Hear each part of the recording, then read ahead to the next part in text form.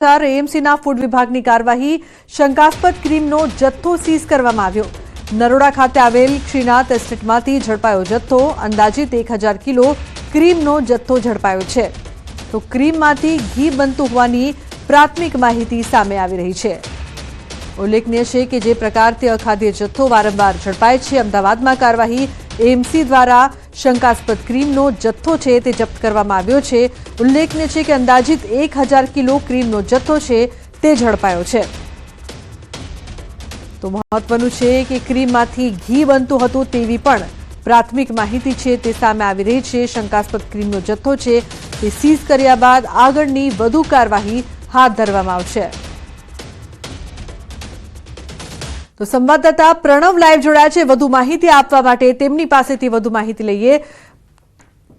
તો જે પ્રકારથી પ્રણવ આ જે ક્રીમનો જથ્થો છે તે ઝડપાયો છે, શું વધુ વિગતો પ્રાપ્ત થઈ રહી છે?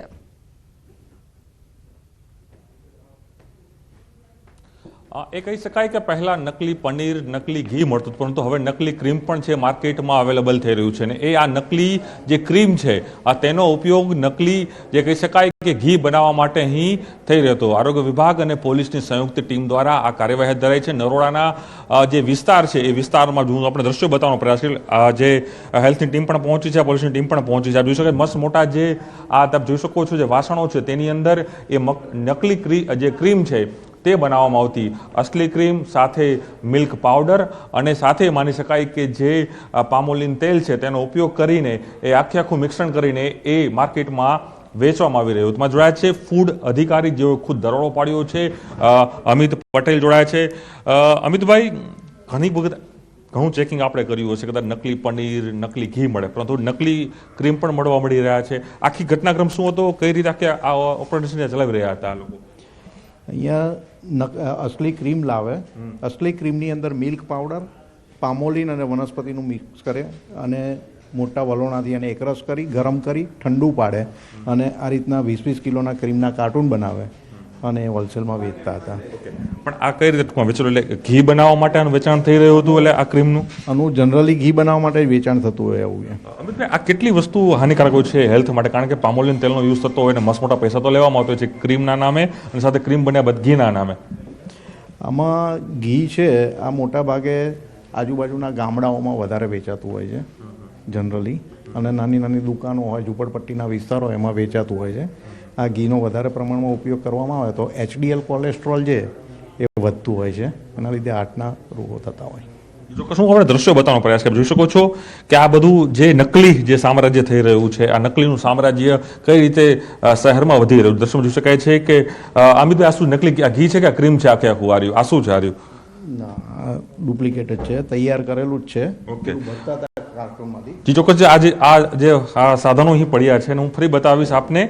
આ ઓરિજિનલ ક્રીમ આ બાજુ પડ્યું છે અને એ ઓરિજિનલ ક્રીમનો ઉપયોગ સાથે જે પાવડર છે તે પાવડર માટે ઉપયોગ થતો હતો અને અલગ અલગ જે પેકિંગ છે તે પેકિંગ બનાવવા જોઈ શકાય છે કે પામોલિન તેલ, પામોલિનના ડબ્બાઓ જોઈ શકાય છે। આરોગ્ય વિભાગ જે તપાસ પણ કરી રહ્યું છે, દ્રશ્યમાં પણ જોવા મળી રહ્યું છે અને હું આપણે એ પણ દ્રશ્યો બતાવીશ કે કઈ રીતે આખું પેકિંગ થઈને માર્કેટમાં વેચાઈ રહ્યું હતું। કોઈ પણ પ્રકારની બ્રાન્ડ નથી કરવામાં, કોઈ પણ પ્રકારનું નામ છે તે મૂકવામાં થાય। જોઈ શકાય છે મારા હાથમાં જોઈ શકો છો કે આખું આ જે ક્રીમ છે આ પ્રકારની ક્રીમો આખી બનાવી દેવામાં આવતી હતી। આ ક્રીમો બની ગઈ હતી, ક્રીમો બનીને એ માર્કેટમાં છે તે વેચાઈ રહ્યા। જોઈ શકો છો આ ક્રીમ છે, આ દ્રશ્યમાં જોઈ શકાય છે કે આ ક્રીમ બનાવવામાં આવી હતી। હવે આ ક્રીમ છે એ ઘી બનવા જઈ રહી હતી। એ જે નાના નાના ગામડાઓ છે, અલગ અલગ જે વિસ્તાર છે તેમાં વેચાઈ રહ્યું હતું। આ મોટા જે વાસણો છે તે વાસણોની અંદર આખી જે ક્રીમો છે તે જે પાવડર છે તે પાવડર લાવવામાં આવતો હતો અને ત્યારબાદ અત્યારે હાલ પોલીસ અને ફૂડ વિભાગે આના સેમ્પલ છે કલેક્ટ કર્યા છે અને સેમ્પલ છે લેબ ખાતે મોકલ્યા છે કે એમાંથી શું બીજું અન્ય પણ હજી વધુ વસ્તુ છે તે બહાર આવે છે। દ્રશ્યમાં જોઈ શકાય છે કે અલગ અલગ જે કંપનીના મિલ્ક પાવડરના જે પણ કહી શકાય તે અહીં લેવામાં આવી રહ્યા હતા અને તે પણ છે તે આમાં મિક્સ કરવામાં આવી રહ્યા હતા। આ બ્રાન્ડેડ કંપની છે, એ બ્રાન્ડેડ કંપનીના પણ જે મિલ્ક પાવડર છે તે આ ઉપયોગ કરવામાં આવી રહ્યો હતો અને આ જે બધા વસ્તુ છે કે જે પામોલિન તેલ છે, આ તમામ પામોલિન તેલના જે છે કલબા ભર્યા છે અને તે તેમાં મિક્સ કરીને વલોણું કરવામાં હતું। વલોણા બાદ તે જે છે તે ક્રીમ બનતું હતું અને એ ક્રીમ છે માર્કેટમાં વેચાતું હતું સસ્તા ભાવે અને લોકોના સીધા હેલ્થ સાથે ચેડા જે કહી શકાય આ તત્વો છે કરી રહ્યા છે। હું દ્રશ્યો પણ બતાવવાનો પ્રયાસ કરીશ કે હાલ સીલિંગની કાર્યવાહી છે થઈ રહી છે। તમામ જે નમૂનાઓ છે તે સેમ્પલ માટે મોકલી દેવામાં આવી રહ્યા છે અને આ કાર્યવાહી હાલ છે અહીં કરવામાં આવી રહી છે. જોઈ શકાય છે દ્રશ્યોની અંદર. અને હું નામ બતાવવાનો પ્રયાસ કરીશ. શું લખ્યું છે? શિવમ શંભુ ડેરી પ્રોડક્શન આ નામ છે. ઓલ ટાઈપ ડેરી પ્રોડક્શન એટલે કદાચ આ પ્રકારનું જે ક્રીમ છે લોકોને આપવામાં આવી રહ્યું. દર્શક મિત્રો કે જે નામ છે શિવમ શંભુ ડેરી અને આમાં જ આ પ્રોડક્ટ છે તે બની રહી હતી ને કદાચ ક્યાંક ને ક્યાંક એ લોકોના હેલ્થ સાથે સીધી રીતે અહીં ચેડા કરી રહી હતી. જી બિલકુલ પ્રણવ, આભાર સમગ્ર માહિતી બદલ. તો લોકોના સ્વાસ્થ્ય સાથે ચેડા થઈ રહ્યા છે ક્રીમમાંથી ઘી બનતું હોવાની પ્રાથમિક માહિતી.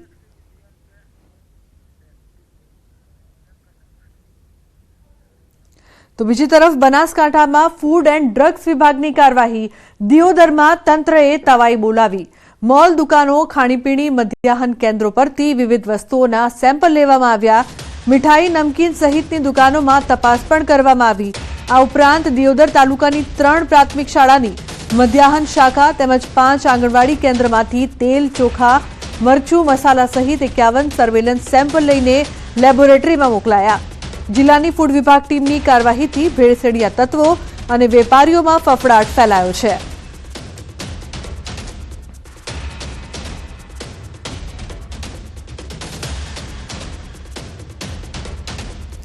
અંબાજી ગ્રામ પંચાયત દ્વારા વેરા વસૂલાત મામલે કડક કાર્યવાહી કરવામાં આવી છે. કરોડો રૂપિયાની વેરા વસૂલાત બાકી. અંબાજીમાં વેરા બાકીદારોની દુકાનો સીલ કરવાની કામગીરી હાથ ધરાઈ છે. 6 જેટલી દુકાનોને સીલ મારતા બાકીદારોમાં ફફડાટ ફેલાયો છે. ગ્રામ પંચાયતના શોપિંગ સેન્ટરમાં વર્ષોથી વેરો બાકી હોવા છતાં વેરો ન ભરતા સીલ મારવાની કામગીરી હાથ ધરાઈ છે. શોપિંગ કોમ્પ્લેક્સના વેરાની બાકી નીકળતી રકમની 12% દંડ વ્યાજ સાથે ગણતરી કરી ફરી નોટિસો ફટકારવામાં આવશે.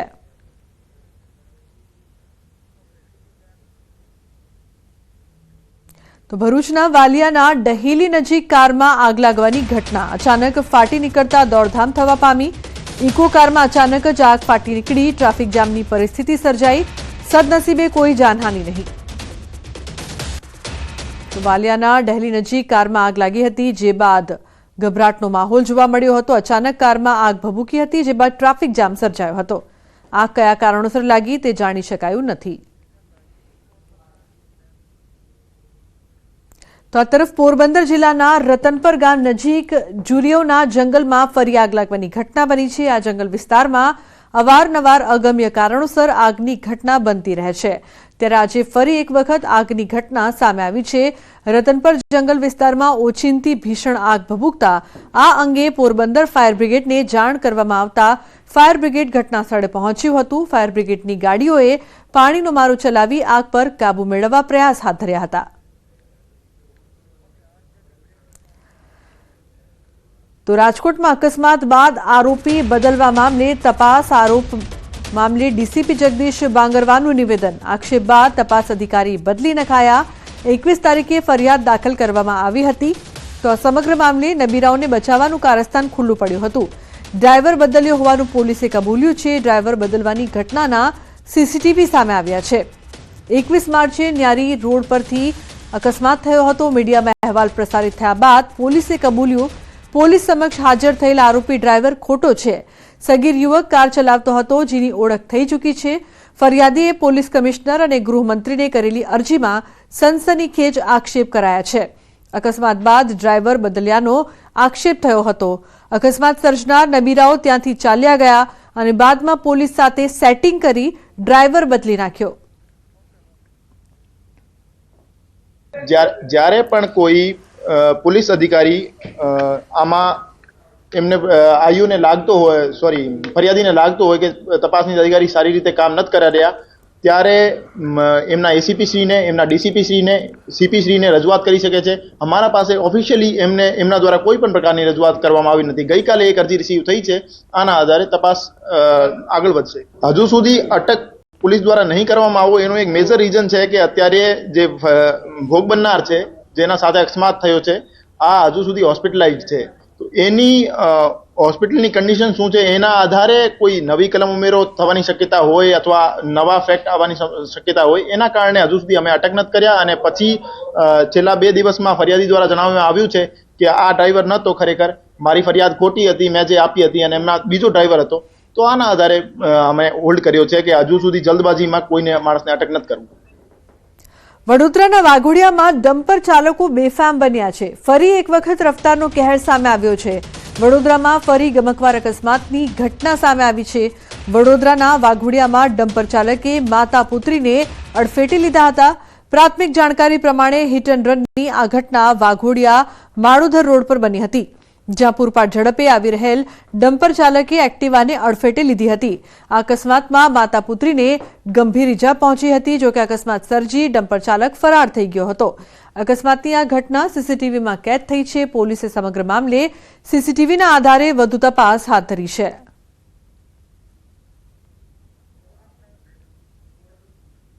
અન્ય સમાચાર, સુરતથી રાંદેર વિસ્તારનો વિડીયો વાયરલ થયો છે. રાંદેરના પીએસઆઈની કારમાંથી મળી દારૂની બોટલ. લોકોએ જનતા રેડ કરીને પકડી પાડ્યા. પોલીસ સ્ટેશન લઈ જવાને બદલે રાંદેર પોલીસ પીએસઆઈની રિક્ષામાં બેસાડી ઘરે મૂકી આવી. વરડીમાં દારૂ પીતા પીએસઆઈ પકડાયાના આક્ષેપ. રાંદેર પોલીસ ફરિયાદીને દબડાવતી હોવાનો પણ વાયરલ વિડીયોમાં આરોપ છે.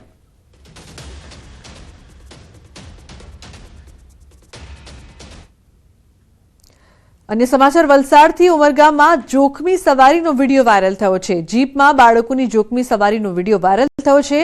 ઉમરગામ તાલુકાના ગ્રામ્ય વિસ્તારમાં ભણતા બાળકોએ શહેરી વિસ્તારની સ્કૂલોમાં આવવા જવા માટે અન્ય કોઈ વાહનની સુવિધા નહીં હોવાથી બાળકો મજબૂરીવશ આવી રીતે ખુલ્લી પિકઅપ વાનોમાં શાળાએ પહોંચે છે. જોકે આ વિડીયો વાયરલ થયા બાદ વલસાડ જિલ્લા પ્રાથમિક શિક્ષણ વિભાગ એક્શનમાં આવ્યું છે. જિલ્લા શિક્ષણ વિભાગ દ્વારા તપાસના આદેશ અપાયા છે. તો અનેક સવાલો અહીં ઉપસ્થિત થઈ રહ્યા છે. જોખમી સવારી, પરંતુ આ કોની જવાબદારી, તે સૌથી મોટો સવાલ ન્યૂઝ 18 ગુજરાતી પણ ઉઠાવી રહ્યું છે. આ પહેલા પણ આવા દ્રશ્યો સામે આવી ચૂક્યા છે, પરંતુ જો અકસ્માત સર્જાશે તો કોણ જવાબદાર, તે સૌથી મોટો સવાલ તંત્ર માટે. વાહન ચાલકને કાયદાનો કેમ ડર નથી લાગતો, અને સાથે ટ્રાફિક પોલીસને શું આ નથી દેખાઈ રહ્યું, તે પણ સવાલ અહીં ઉપસ્થિત થઈ રહ્યો છે. તો જોખમી સવારીને લઈને જવાબદારી કોની, તે પ્રશ્ન.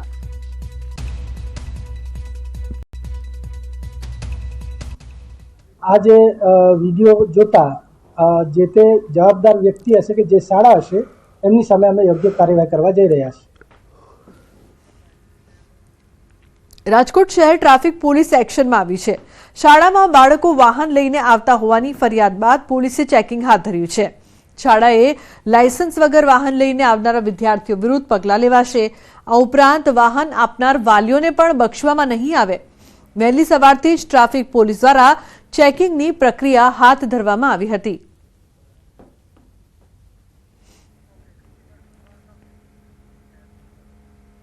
તો દ્વારકામાં 21 જેટલા નિર્જન ટાપુઓ પર અવરજવરની રોક. લોકોની અવરજવર પર તંત્રએ રોક લગાવી. 29 મે સુધી 21 ટાપુ પર અવરજવર પર પ્રતિબંધ રહેશે. દેવભૂમિ દ્વારકા અધિક જિલ્લા કલેક્ટરનું જાહેરનામું. સમુદ્ર તટથી જોડાયેલા 24 ટાપુમાંથી ફક્ત 2 ટાપુ પર જ માનવ વસાહત. સમુદ્ર રસ્તે દેશ વિરોધી પ્રવૃત્તિઓ ઘટે તે હેતુથી તંત્રએ રોક લગાવી છે. કોઈપણ વ્યક્તિ ધાર્મિક પ્રવૃત્તિના નામ પર દેશ વિરોધી પ્રવૃત્તિ હાથ ન ધરે તે બાબતે સુરક્ષા વ્યવસ્થાને ધ્યાને લઈને કરાયું જાહેરનામું પ્રસિદ્ધ. તો 7 ટાપુઓ પર થોડા સમય પહેલા જ ગેરકાયદેસર ધાર્મિક દબાણો કરાયા છે દૂર.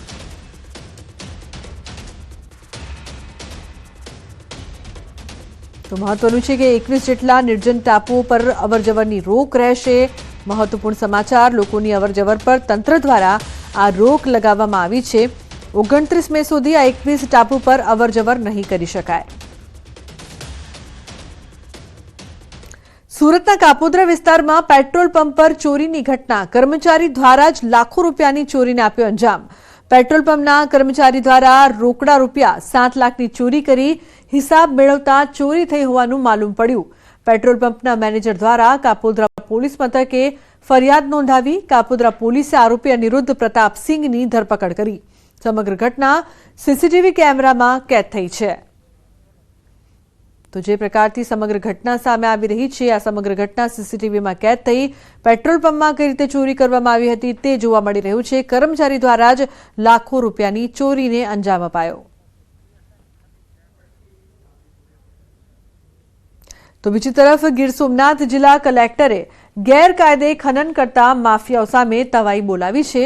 કલેક્ટર દ્વારા ખનિજ વિભાગ અને રેવન્યુ વિભાગને છેલ્લા 1.5 મહિનાથી ખનિજ ચોરી મામલે તપાસ કરવા સૂચન કરાયું હતું, જેમાં સતત રેડ કરાતા 26 લીઝ ધારકો પર કાર્યવાહી કરવામાં આવી છે. આ તમામ થઈ 221 કરોડનો દંડ ફટકારાયો છે. એટલું જ નહીં, રોયલ્ટી ચોરી પણ કરવામાં આવતી હતી. તપાસમાં વિસંગતતા સામે આવી. આ તમામને પણ કરોડોનો દંડ ફટકારાયો છે. હાલ પણ આ ઝુંબેશ યથાવત છે, જેથી આવનાર સમયમાં હજુ ઘણી ખનીજ ચોરી ઝડપાશે. 20 જગ્યાએ અમે રેડ કરી છે અને એમાં 221 કરોડ જેટલો અત્યારે ખનીજ ચોરી છે પકડાયેલ છે, જેની આગળની જે એની સુનાવણીની કાર્યવાહી છે અત્યારે મારી કક્ષાએ ચાલુમાં છે અને એમને પૂરતો હિયરિંગ